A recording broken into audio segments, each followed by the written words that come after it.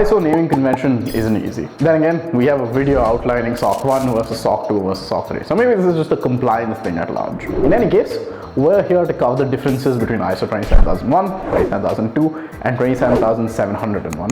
These may look similar, but they are very, very different. And it's imperative you know the difference before you proceed with getting compliant. Let's start off with ISO 27001, probably the most popular of the three. ISO 27001 is a compliance framework that covers the building of an ISMS, or an information security management system. ISO 27001, like the others, was created by the International Organization for Standardization, ISO, but also had contributions from the IEC. Now, there is no requirement that says you have to be ISO 27001 compliant, but if you're looking to bolster your security program and want to acquire larger clients or expand to new geographies, ISO 27001 is certainly very helpful. ISO 27001 is split into 93 controls that are divided into 4 sections. There's a link in the top right corner if you want to know more about the new update. And that brings us on to our next question. What is ISO 27002?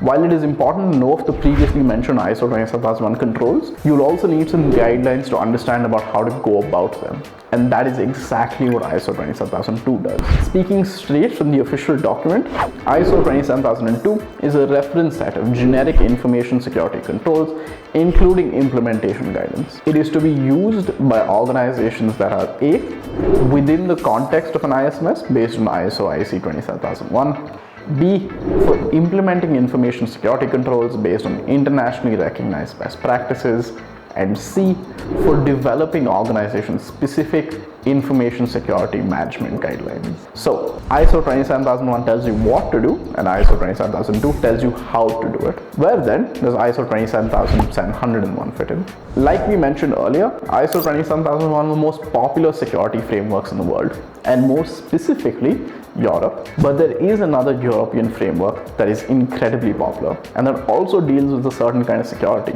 GDPR. But here's the key difference. While there is no penalty for a company if it is not ISO 27001 compliant, there are fines and liabilities if you violate GDPR. As such, the ISO team wanted companies to be able to comply with GDPR from inside the ISO framework, instead of having to get ISO 27001 compliant and then externally having to figure out GDPR. And this led to the birth of ISO 27701, or the Privacy Information Management System, PIMS for short.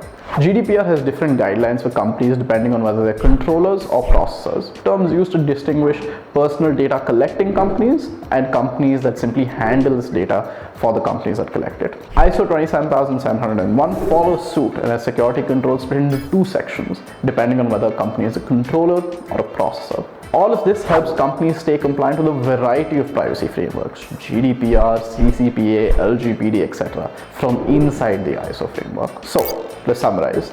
The difference between ISO 27001 and 27002 is that ISO 27001 outlines the controls needed to get compliant, and ISO 27002 specifies how to implement these controls. The difference between ISO 27001 and ISO 27701 is that ISO 27001 helps companies build and manage information security management systems to bolster their security programs, while ISO 27701 specifies how companies can build privacy information management systems to comply with privacy regulations. Sprinto helps hundreds of customers get ISO 27001 and 27701 compliant. Using compliance automation, Sprinto customers get compliant in just 4 to 6 weeks, and for a fraction of the several tens of thousands of dollars that other companies or consultants charge. And if you're an early stage startup, you can get even better deals thanks to Sprinto's Ignite program. Book a demo using the link below or visit sprinto.com today. And as always, if you have any questions, feel free to leave them in the comments.